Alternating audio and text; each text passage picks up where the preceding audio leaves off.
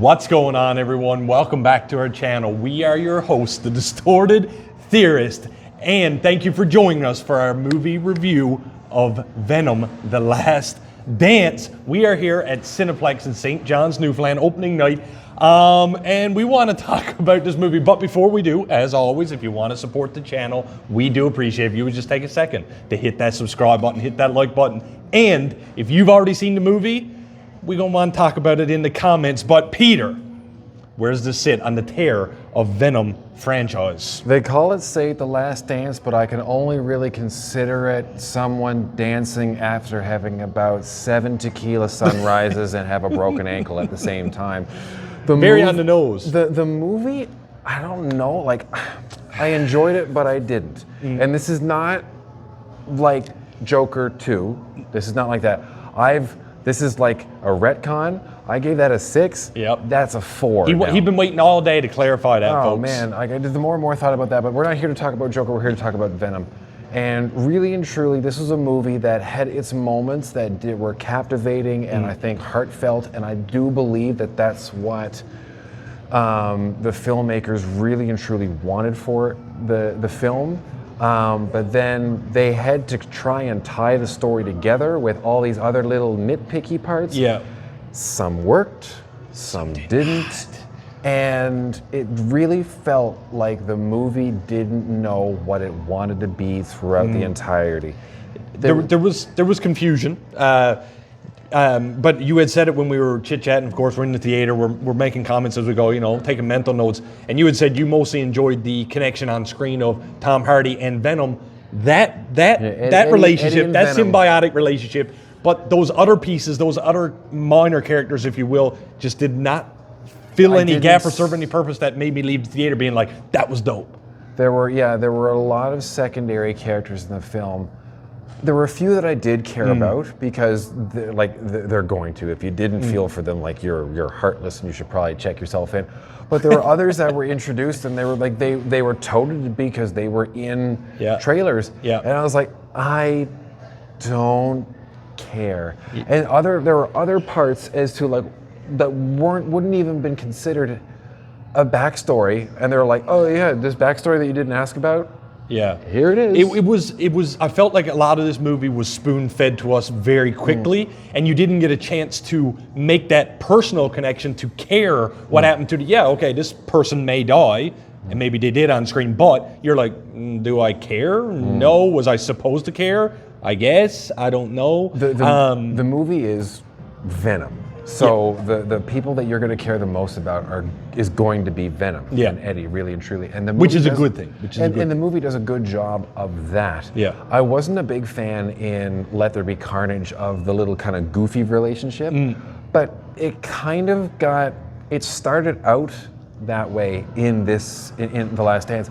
But then it grew on me or it kind of took a step back. It was if it took a step back, it was such a gradual evolution of that it wasn't noticeable. Well, here's the thing that I didn't like about this movie, and as one thing is, okay, great, yep, the relationship of Eddie and Venom growing and my God, you got popcorn all over. I know, The Last Dance. But what I did miss, and if Let There Be Carnage gave us anything, was the action sequences. I mean, there was just fight after fight and bloody, disgusting damage and symbiote on symbiote action.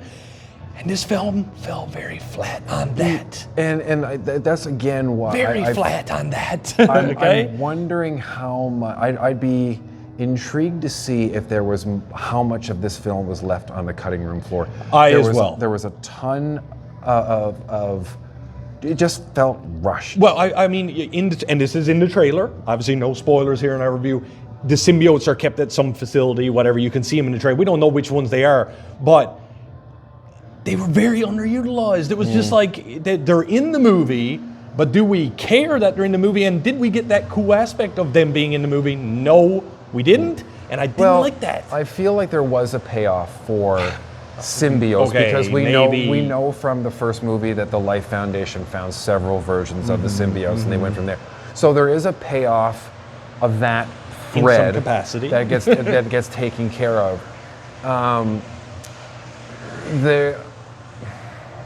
Say it delicately. Well, the effects of the movie were a bit rough too. But I do understand the challenge of having a character who is a very recognizable person, Tom Hardy, and then having them routinely go in and out. It's not like you can see where their budget went to or got ate up. No pun intended. It's not like somebody who's able to wear like a literal suit that you can just be like, okay, well we're got like the dots on them because they're the same size. Venom has to change size. He has a whole bunch of other stuff that's going on too, and so the effects for that were a bit janky, but I found even the big bad, which again is in trailers, won't go into detail on it, looked a bit jank. I don't know, when there's some shots there, it was that was the same way when we first saw Thanos. Yeah, I guess that wasn't Josh Brolin. No, I know. Maybe there's a bigger work at play here. Obviously, this story had a direction. The payoff in the end is somewhat, you're accepting of it. It's cute. It's cute. It's a nod. Which to me, again, as much as I did enjoy it, because I'm not going to spoil anything, it fits, but like cute, it may be a little bit of a stretch, but it's not how I expect Venom. I grew up with Venom. Venom was the bad guy. He was the anti-hero. He was the dude that was getting on planes. He was popping people's heads off. In Venom the Hunger, which was probably one of the weirdest Venom comics I've ever read, is vicious. That's when you get the real one, when he's just all teeth and he's just dripping green ooze. And like he was, even when he kind of went away and came back and he was Flash Thompson, he was a force to be reckoned with. And you even mentioned this, and I agree with it. It feels that the symbiote as Venom is not like lifting up buildings when he's fighting Spider-Man. We're not allowed to say it because it's part of the Sony thing. I can't say it, sorry, Amy.